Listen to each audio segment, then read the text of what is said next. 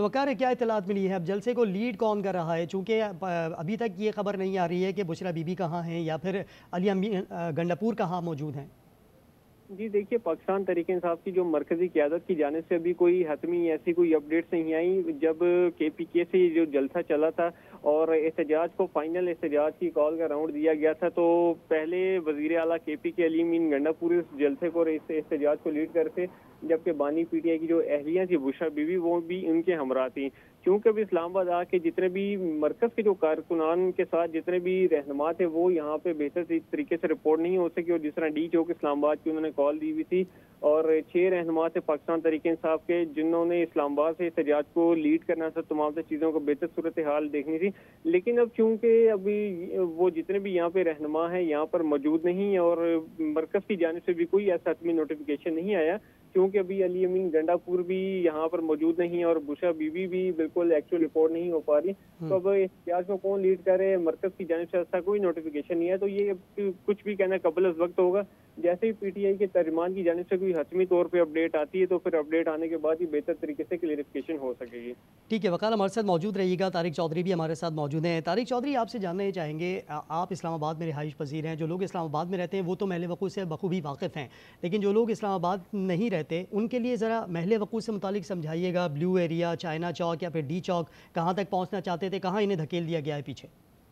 देखिए, China D चौक जहाँ इसलिए मशहूर हुआ था कि 2014 में पीटीआई ने 126 दिन का धरना दिया था और डी चौक जो है वो पार्लियामेंट हाउस का जो जंगला है उसके सामने एक जो डी बनती है उसको डी चौक कहा जाता है रवायती तौर पर। लेकिन चूंकि वो एरिया काफी अरसे से बड़े बड़े कंटेनर लगाकर बंद किया गया है और उसको रेड जोन डिक्लेयर किया गया है, तो वहां तो पहुंचना मुमकिन नहीं है।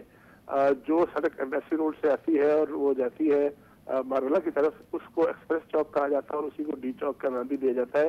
डी चौक पहुंचना था और आज दिन के वक्त कुछ कारकुन पहुंचने में कामयाब हुए थे, लेकिन चूंकि डी चौक की और सारे इलाके की जो सिक्योरिटी है वो पाक फौज के पास है, तो पाक फौज ने बगैर किसी कार्रवाई के कारकुनों को खुशगवार अंदाज में वहां से जाने का कह लिया था और कुछ लोग पीछे हट गए थे। लेकिन कारकुन सारा दिन कोशिश करते रहे बार बार वहां पहुंचने की। जैसे ही अंधेरा फैला है उस वक्त से लेकर अभी तक पहले 9 बजे तक आंसू गैस की शेलिंग करके कारकुनों को मुंतशिर किया गया और पीछे धकेलते हुए जो चाइना चौक है, ये भी एक चौक है मरकजी दिल्ली एरिया में, वहां तक लाया गया और वहां से पीछे धकेलते धकेलते जो मेट्रो चलती है इस्लामाबाद में उसका शहीद मिल्लत उस स्टेशन का नाम है, जो कि आज न्यूज के दफ्तर के बिल्कुल सामने है, वहां तक लाया गया। और उसके बाद कुलसूम प्लाजा है जहाँ कुलसूम इंटरनेशनल हॉस्पिटल है, वहाँ कंटेनर था बुशरा बीबी का और उसमें उनके साथ जो थे दीगर मरकजी कायदीन, खासतौर पर चीफ मिनिस्टर जो है केपीपी मौजूद थे।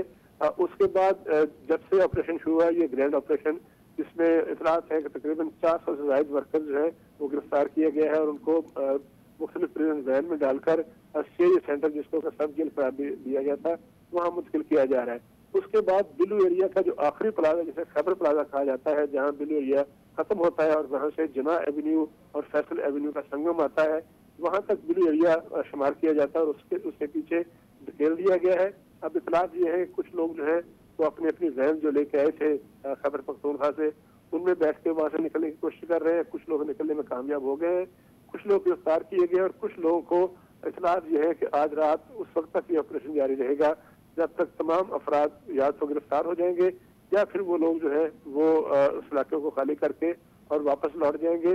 उसके बाद जिन जिलों से वो गुजरेंगे और वहाँ उनके साथ क्या सलूक होगा, क्या गिरफ्तारी होगी या नहीं होगी, उसके बारे में फिलहाल नहीं कहा जा सकता।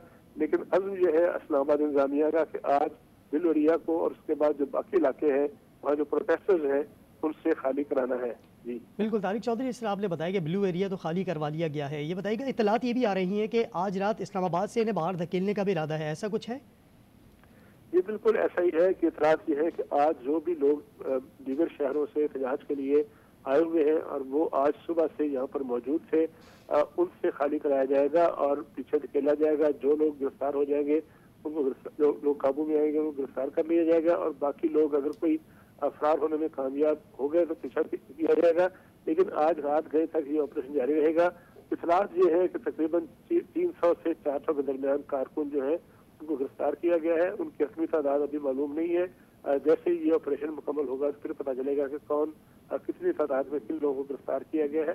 लेकिन फिलहाल ये है कि ये ऑपरेशन उस वक्त तक जारी रहेगा जब तक ये इलाका मुकम्मल तौर पर क्लियर नहीं हो जाता।